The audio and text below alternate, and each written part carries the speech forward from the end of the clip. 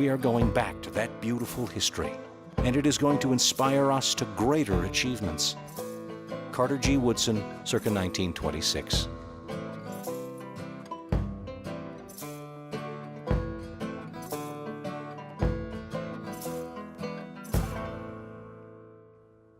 African Americans in Illinois faced continued discrimination and violence throughout the 19th century.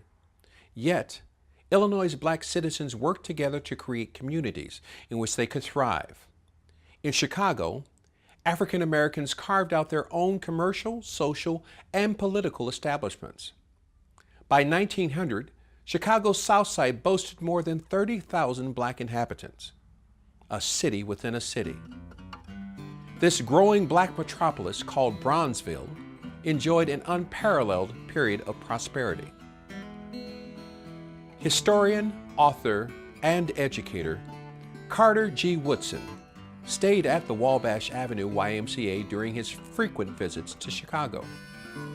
The son of former slaves, Woodson was awarded a master's degree from the University of Chicago and was the second African American to receive a doctorate in history from Harvard University. In 1915, Woodson participated in a national celebration in Washington, D.C., marking the 50th anniversary of the end of slavery. The occasion included exhibits that highlighted the advancements of blacks since the end of the Civil War. Woodson also created a Black History display and was inspired by the large crowds who waited to see the exhibits. Woodson clearly recognized the importance of documenting and teaching Black history. Upon his return to Chicago, he met with other Black leaders and formed the Association for the Study of Negro Life and History. Woodson is known as the father of African American history. Progress. There's certainly been progress made, but it wasn't right away, though, was it? It wasn't at the, Lincoln issuing the Emancipation Proclamation. That's a step in the right direction. The 13th Amendment being passed, Illinois being the first state to ratify the 13th Amendment, ending slavery, that didn't quite do it, though. We're still working towards that. I mentioned Carter G. Woodson and the Great Migration into Chicago and other urban centers because that equality wasn't quite there yet. Dr. King advocated for freedom and equality because we weren't quite there yet. And that was 100 years after Lincoln issued the Emancipation Proclamation. 100 years after the Civil War, we still weren't quite there yet. And we mentioned, we hit it countless times, the importance of education, that people saw power in the education, in education. Frederick Douglass saw power in education. Who feared education? If you're in the South and you had someone who was advocating for education for all, this was before the Civil War when there was slavery, what group wouldn't want everyone to have an education? Slave owners. Slave owners. Because, well, why do you think that would be? Because if people were educated, they realized that they weren't being given the opportunities that other people had, and that would mean that they would want to advance themselves, and if they could advance themselves, it wouldn't be slaves. Right. That's great. Yeah, because with education comes power, right? And you just your limits. Someone keeps telling you, well, you're as far as you're going to go. You've reached your limit. You wouldn't know any different unless you were educated. You started reading for yourself what that potential really is. So how many of you believe that you are limited in what you can do in life?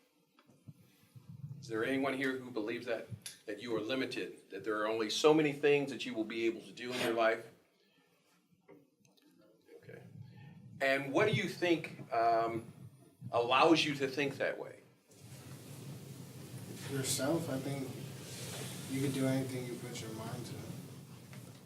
So do you think that perhaps those who came before you, who maybe echoed that same message, things that maybe your parents have said to you, the paths they've taken, the challenges and struggles they've gone through, that might not also be a help rather than a hindrance to you? in not feeling limited? Because I can imagine from some of the people that Tim was speaking about, where there were a lot of limitations. I'm sure there were many people in their path, in their way, who were telling them that they would not achieve any more than where they were, right? But today, no one raised their hand when I said, were you limited? Which could indicate that we have come far, but maybe not far enough. Now it's a question of taking what you believe and truly doing something with it. So what's the next step for you, for each of you? College for you? One of the young men talked about the military. What's the next step? Because if we are building on a legacy, such as the people that Tim has spoken about, then we're talking about moving to the next step and assuring that we don't go backwards. So who's responsible for that, you think? Yourself. Your generation. So the real question is, what do you do with that? What do you do with that empowerment that you've been given from those who came before you? And I take it for granted. You think we do that? Yeah. Think we take freedom for granted in this country? You know, we can look up at those flags and we can sit in desks. We can look at old paintings that are around us. We can look at all these symbols.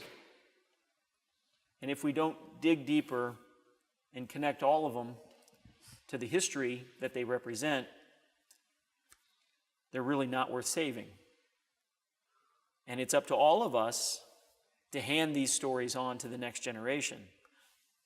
I'm sharing them now, and Tim Townsend is sharing them with you from the National Park Service. But now that you're hearing them, we hope that they provoke you to think about that larger cause in your school, in your home, in the other communities that you're a part of, the way you interact with each other. And maybe they just change you just a little. Maybe they make us a little more kind. Maybe they make us a little more generous. Maybe they make us a little more willing to stick up for what's right when we see it confronted by something that's wrong. And maybe they will help us encourage more people to fight for the equality that keeps us going as a country. So these steps are, I think, a really important place for us to be. We could have put everybody on the top, but we would be being really truthful to the story then. So we decided to put you in the middle so that you could look down there and maybe see the steps of the mentors that came before you. Some of you might imagine Mr. Mike walking up those steps. Or maybe you imagine your grandma and grandpa taking some of those steps. Or maybe a teacher taking some of those steps. And I think they would all be proud to see you where you're at and what you're doing. And then I want you to look up at these steps and imagine the steps that you're going to have to take in the years ahead as you're confronted with things that are going to challenge you and challenge your sense of equality. Because the story's not over. The story is in your hands. And we need you to take care of the story. It's the story of freedom. That's our story. You guys, any questions?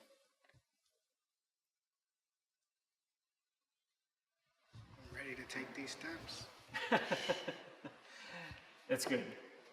That's good. We need you to be ready. We sure do. The struggle of today is not altogether for today. It is for a vast future also. Abraham Lincoln, 1861.